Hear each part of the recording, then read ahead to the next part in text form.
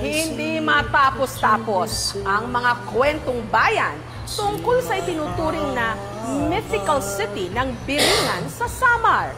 Kahit wala pa namang konkretong ebidensya. Bagamat sa linggong ito, may isa na naman di manong kuha ng video call na makapagpapatotoo raw na ang mythical na syudad na ito, totoo?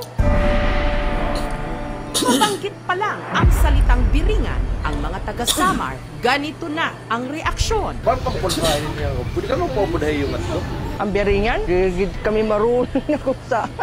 Ang maalamat na syudad kasi ng Biringan, pinaniniwala ang lugar ng mga engkanto. Sinasabi rin moderno, urban legend lang. Marami rin ang nagkwento na narating na nila ang misteryosong lugar o nakita ang mga engkantong nagmula rito. Pero wala namang konkretong patotoo kung talaga bang merong Biringan.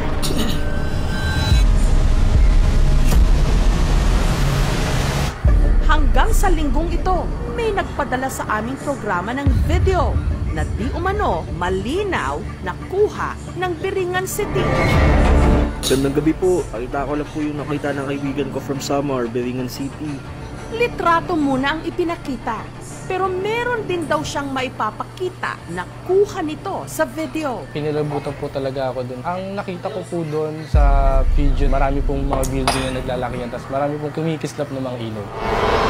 Sa amo nga nito ako pag analyze, pamati ko makasuka din niya, Biringan siguro na klase. Pero yung waray man niya kasuka din niya kapawa. Sobrang mangha ako po, sobrang ganda. Kinilabutan po ako. Hindi na po ako nakagalaw sa akin pwesto. Ang una ko taga-pumunta is po, Biringan City po talaga. Nahanap na nga ba ang sinasabing Lost City of Biringan? Ang nagpadala ng mensahe sa aming programa, ang taga Muntinlupa na si Michael. Ang video ng di umano Biringan City, nakita niya sa post ng kanyang kapitbahay na napadaan daw sa bahaging yon ng Samar. Mga 6 PM po, nag-scroll po ako sa Facebook. Then may kumuha po ng attention ko doon, which is yung My Day ni Janro na po yung Biringan City. Na po sa story niya nung nakita ko po yung Biringan niya, Parsan niya. Hindi raw siya naniwala hanggang sa i-video call na nga siya ng kanyang kausap. Kitang-kita ko po yung mga ilaw nun kasi naka-backcam po yung camera niya, tinutok na po talaga doon. Then, medyo may kalayuan na pa pero sa lugar po na yun, sobrang dilim po talaga.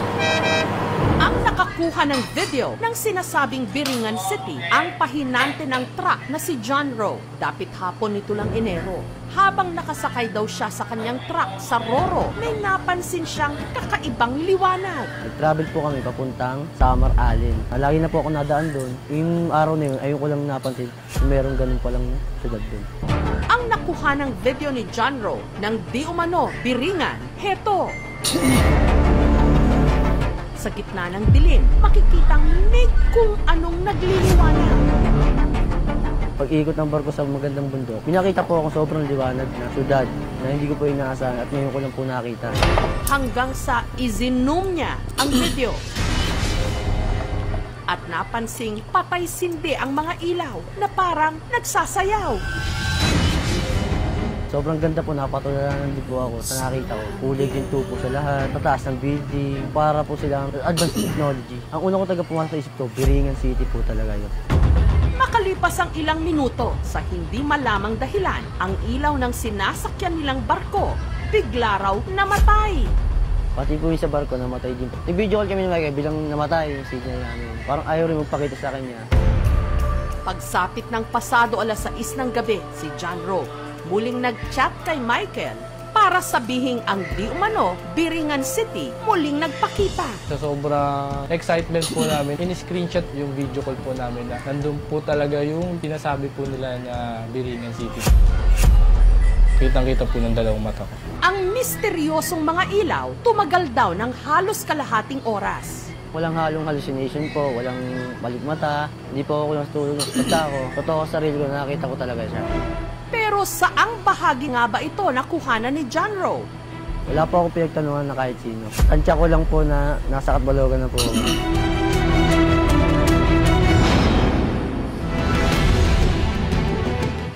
Pumunta ang aming team sa Catbalogan City at doon nagtanong-tanong kung pamilyar ba sila sa video na nakuhanan ni John Ro.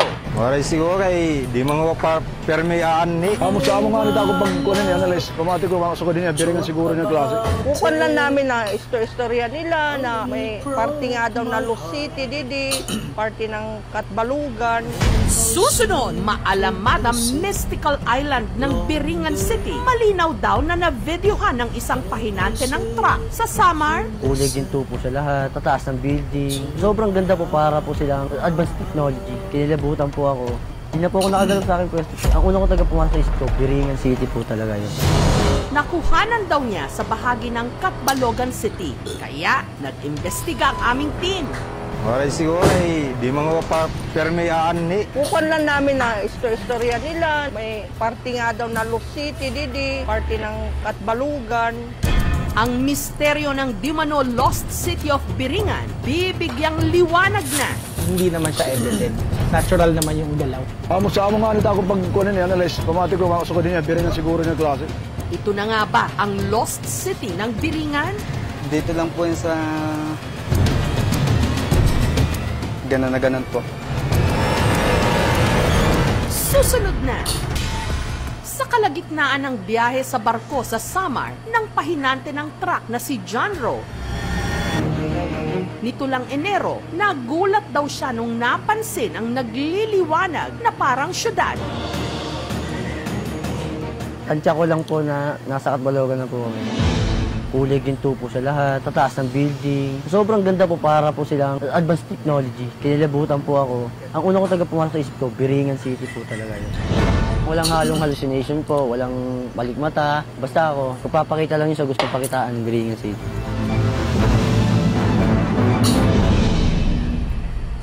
The idea ba parang Biringan City sa Samar really started around 1880s. It has created a tale of its own. Nagkakahalo-halo na yung folklore at saka history. In a sense, there are people na parang excited ng may Encanto world. The important thing there is that yung history talaga should be properly explained because that has not been published or properly explained yung history ng nangyari noon. Bakit nawala yung maraming tao noon at saka bakit hinahanap pa sila. It's still a place where to find people who have been lost. Hindi ko po pinake yung video yun. Bahala po sila kung maniwala sila sa akin hindi. Basta alam ko sa sarili ko na tunay na nakita ko, na sa dalawang mata ko po mismo, nakita ko po talaga yun. Hindi po namin ginawa yung para lang po magkaroon ng attention. Ito kasi mga video, medyo mababa na kasi ang resolution na lang niya ay 320x640. Parang half na to ng pinakamababang HD which is 720. Hindi naman siya edited. Mukhang natural naman yung pagkakakuha sa kanya. Kumakapit lahat ng ilaw, yung bundok, yung dagat. Natural naman yung galaw.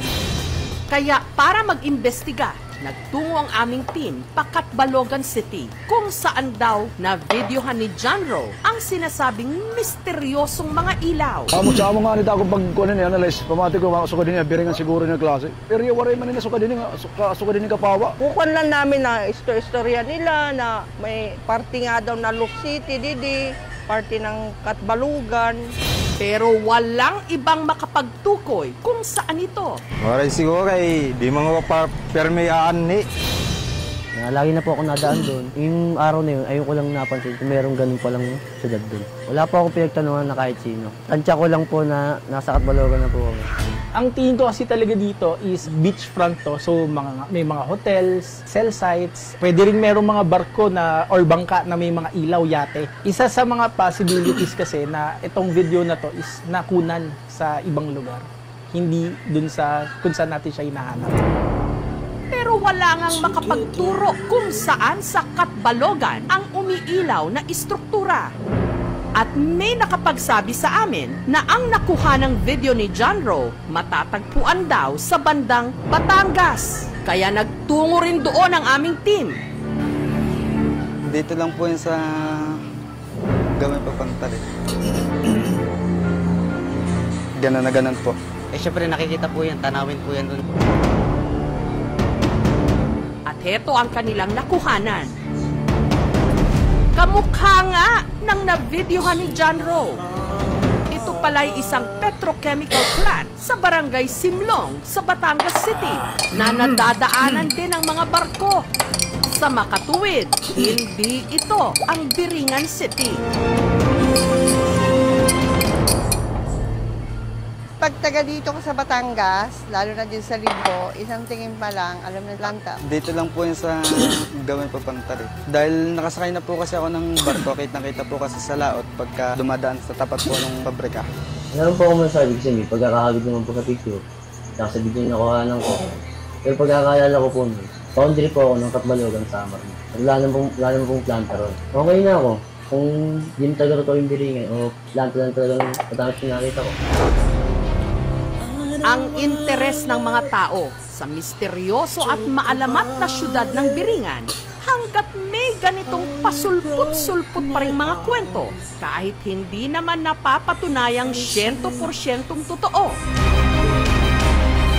Asahang hindi pa rin magdidilim kundi patuloy na magliliwanag.